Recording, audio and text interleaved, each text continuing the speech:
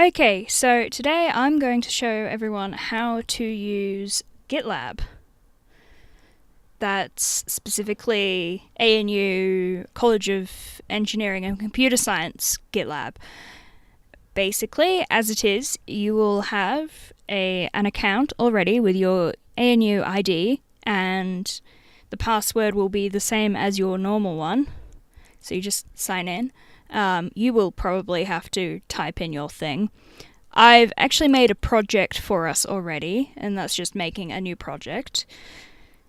At the moment, it's just an empty repository. That's cool. We can fix that later. So, in order to do this bit, you're gonna need to have Git on your computer. Git, it was already on the school computers. As it is, I'm running Windows, but this computer can also boot into Ubuntu. And I'm just running Windows because it's easier to record on that. And so, in order to make a copy of this thing on this website thing, in order to make a copy of that on your local machine, Right, so what you want to do next is you want to open up the folder where you want your repository to be cloned into using the terminal, and then you want to type in git clone and then put in the link to the repository. Now GitLab has this really useful thing where it has this, you just click it, copies the URL for you, nice, and boop, just paste it in, and then you go that. So it will clone it into, yes, I do appear to have cloned an empty repository, you're quite correct. Doing that, now this will exist, boop! This is actually a hidden folder, you're not meant to see this, but that's basically containing all the information about the repository. So what I can do now is I can make a new, let's just make a little text document here. Thing.txt. Okay, and next I'm gonna go.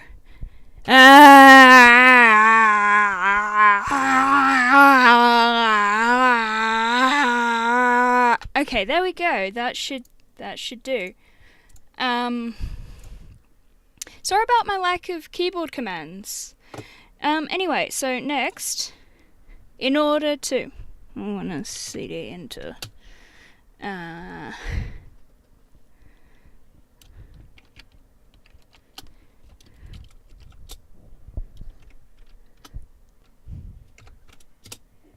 we go. Now I'm in that folder.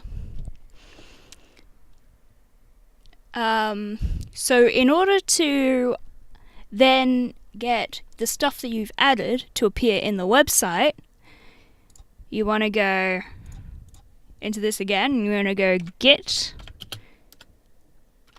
add. You can specify the document name, or you can be a lazy person and just go boop, and just going boop with this full stop. Just going boop with the full stop says add everything that's been added. So that's been added now. Now you go git commit -m, and then you add your message, which is, I'm just gonna go again. Oh, I haven't actually configured who I am. Good. Give me a sec, I need to do that.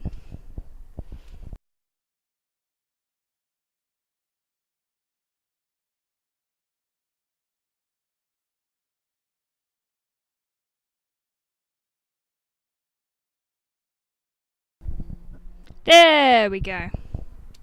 That's who I am. Gonna recommit that.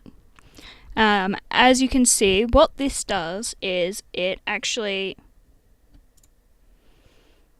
if we can go back to here, this actually edits this file here.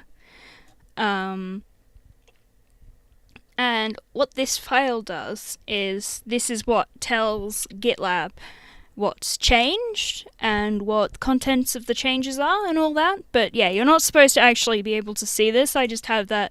I have hidden folders visible on my computer because I'm a nerd. Right. Now, so committing changes this file. And if we then go git push, it should ask for our username. No. Okay. Usually you need to log in to do that, but I think it's just let me do it. Anyway, if we reload this, we go files. Here it is. Now isn't this just enlightening?